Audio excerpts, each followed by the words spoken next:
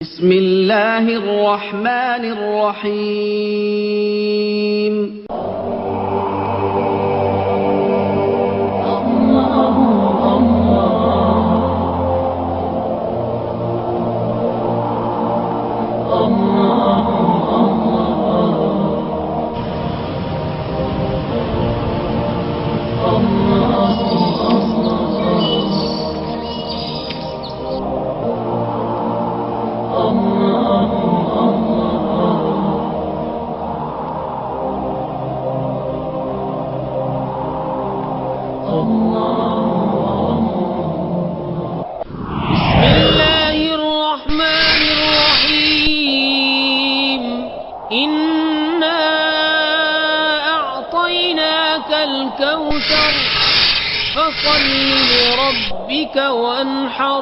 اے محبوب، بے شک ہم نے تمہیں بے شمار خوبیاں عطا فرمائیں،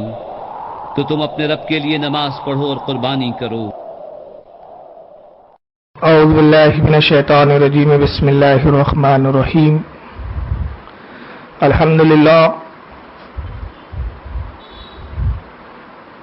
الحمدللہ رب العالمین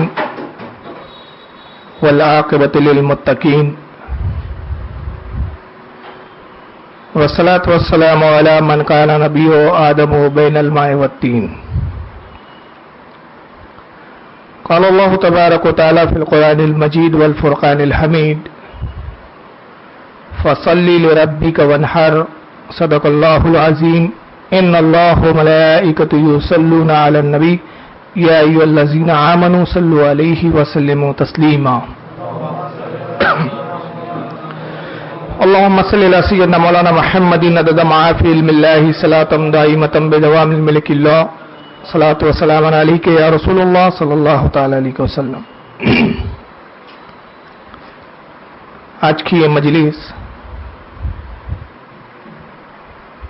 جس مقصد کے تحت منعقد کی گئی ہے،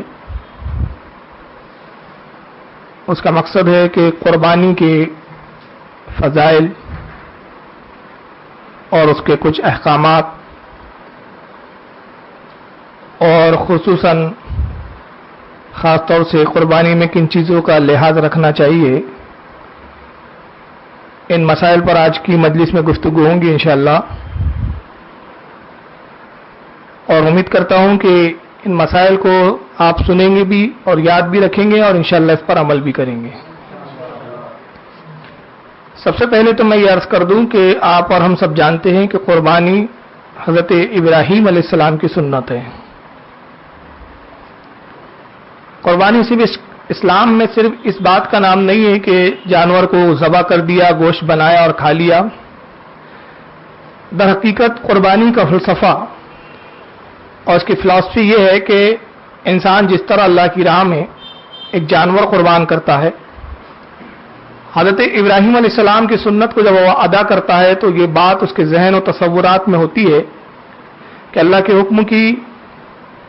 فرمانبرداری کرتے ہوئے حضرت ابراہیم علیہ السلام نے اپنے بیٹے کو ذبح کرنے کا نہ صرف ارادہ فرمایا بلکہ اس کو تکمیل تک پہنچانے کی پوری کوشش بھی فرمائی تھی۔ گویا ہم اس سنت کو اور اس واقعے کو یاد کر کے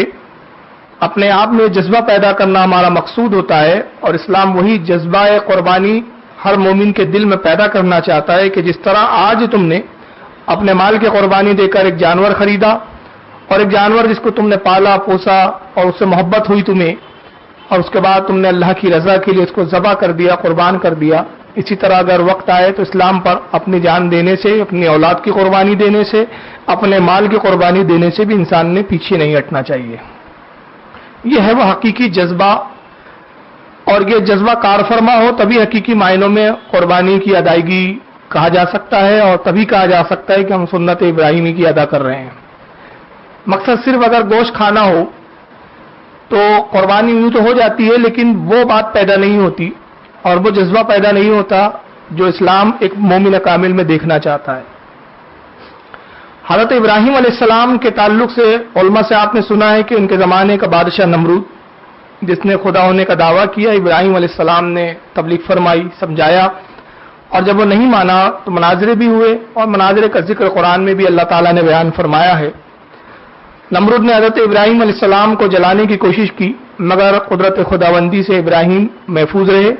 और वो आग जो जलाने के लिए मुहैया की गई थी हजरत इब्राहिम के लिए अल्लाह ताला ने अपनी कुदरत कामला से उसे गुलजार बना दिया। उसके बाद से हजरत इब्राहिम अलैहिस्सलाम को हिजरत का हुक्म होता है और तारीख इस्लाम का जब आप जायजा लेंगे तो आप इस बात को देखेंगे कि पूरे जमीन पर अपने ईमान और अकीदे के तहफ़्फ़ुज़ के लिए हिजरत करने वाले सबसे पहले नबी हजरत इब्राहिम अलैहिस्सलाम है। हजरत इब्राहिम से पहले हिजरत का कोई तस्वुर नहीं पाया जाता है। हजरत इब्राहिम अलैहिस्सलाम की 2 बीवियां थी। बहुत मुख्तसर मैं अर्ज कर रहा हूं क्योंकि वक्त उतना नहीं है, क्योंकि मकसद तो कुर्बानी के फजाइल और मसाइल बयान करना है। कभी मौका मिला तो इंशाअल्लाह हजरत इब्राहिम की मुकम्मल सवाने हयात पर गुफ्तगू होंगी। अल मुख्तसर ये कि हजरत इब्राहिम अलैहिस्सलाम की 2 बीवियां थी, एक हजरत हाजरा और एक हजरत सारा। हजरत हाजरा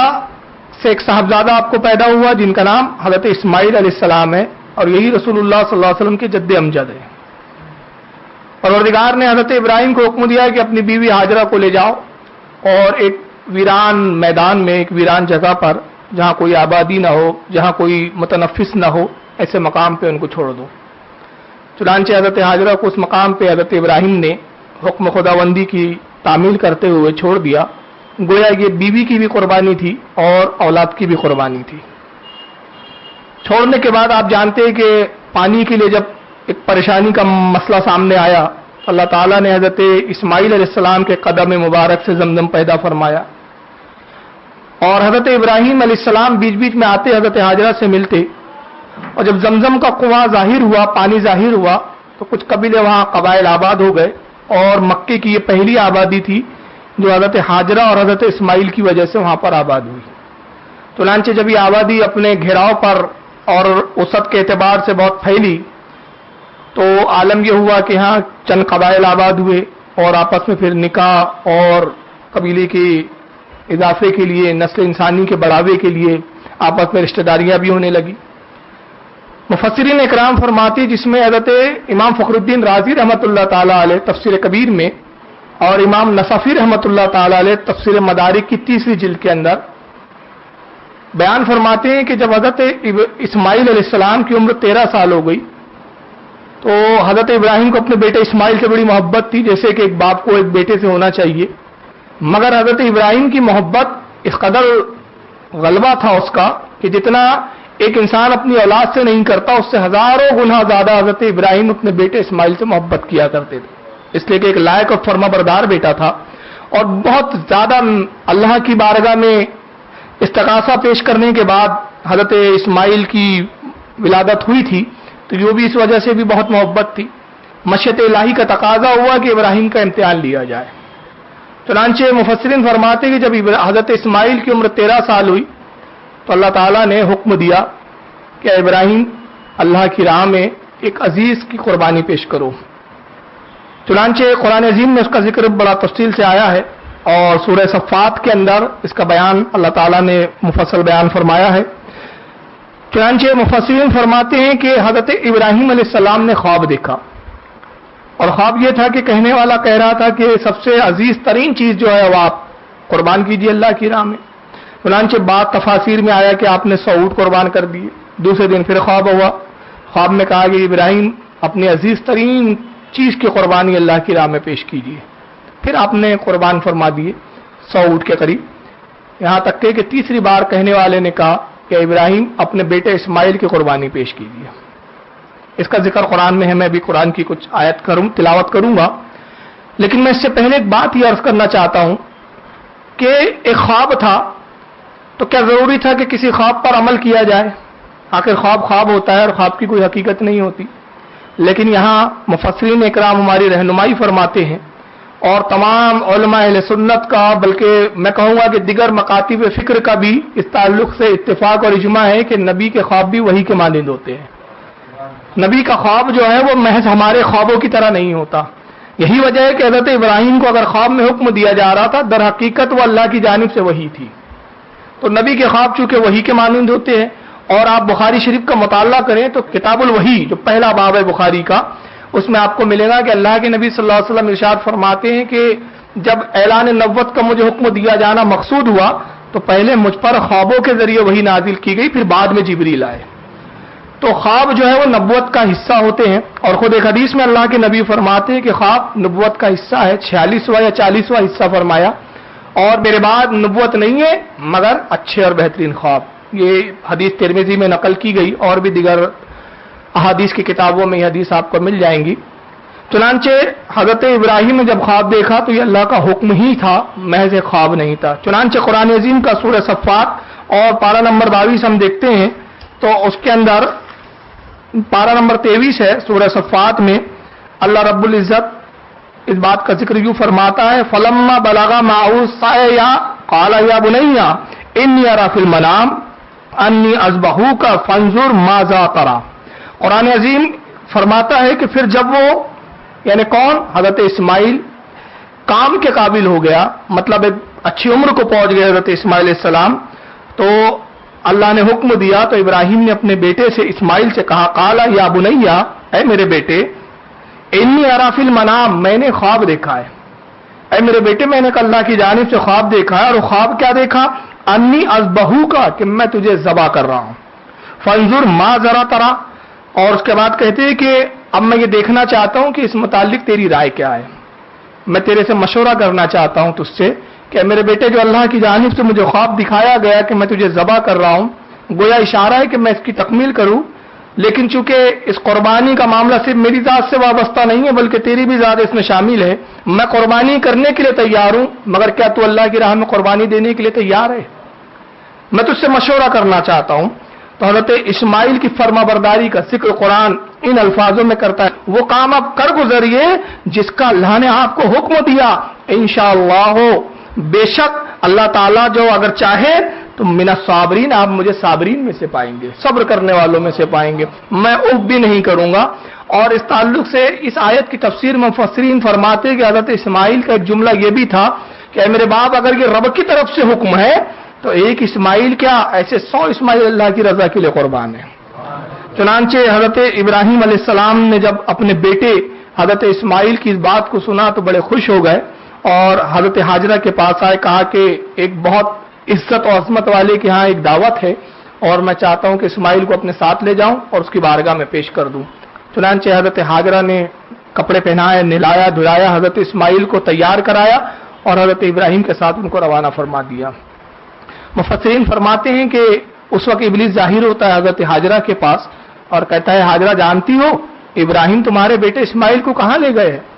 کہا وہ تو ایک بڑے عزت والے عظمت والے کی دعوت میں لے گئے ہیں، اور حضرت ابراہیم کے جملے سے مراد یہ تھی کہ عزت و عظمت والا تو اللہ رب العزت ہے،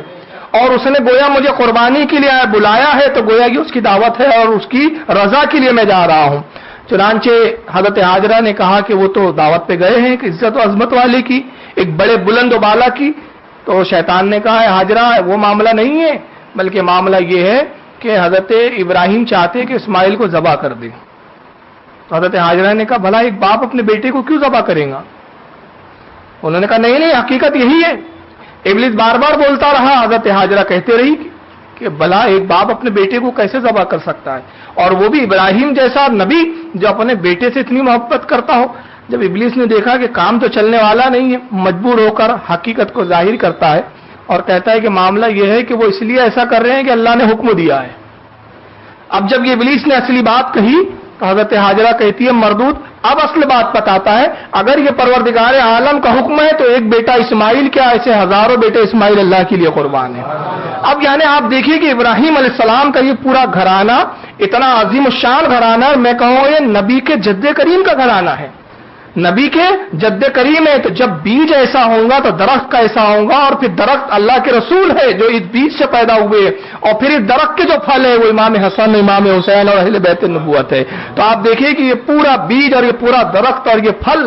نیچے سے لے کر اوپر تک عظمت و بلند و بالا اور عظمت و عزت والا ہے، سب اللہ کی رضا پر راضی رہنے والی یہ جماعت ہے۔ تو حضرت حاجرہ نے کہا کہ ایک نہیں ہزاروں اسماعیل ایسے قربان ہیں۔ چنانچہ ابلیس وہاں سے بھاگتا ہے، اور بھاگنے کے بعد پھر حضرت اسماعیل کے بیچ میں آیا اور حضرت اسماعیل کو اس نے ورگلانا شروع کیا، کہا اسماعیل جانتے ہو تمہارا باپ تمہیں کہاں لے جا رہا ہے؟ انہوں نے کہا میں جانتا ہوں۔ کہا تم چاہو تو اپنی جان بچا سکتے ہو، اپنے باپ کا ہاتھ چھڑاؤ اور یہاں سے نکل جاؤ۔ تو انہوں نے کہا مردود دفع تو ابلیس معلوم ہوتا ہے، کیا تجھے نہیں معلوم یہ اللہ کی جانب سے حکم دیا گیا ہے؟ اور آپ نے وہی جملے فرمائے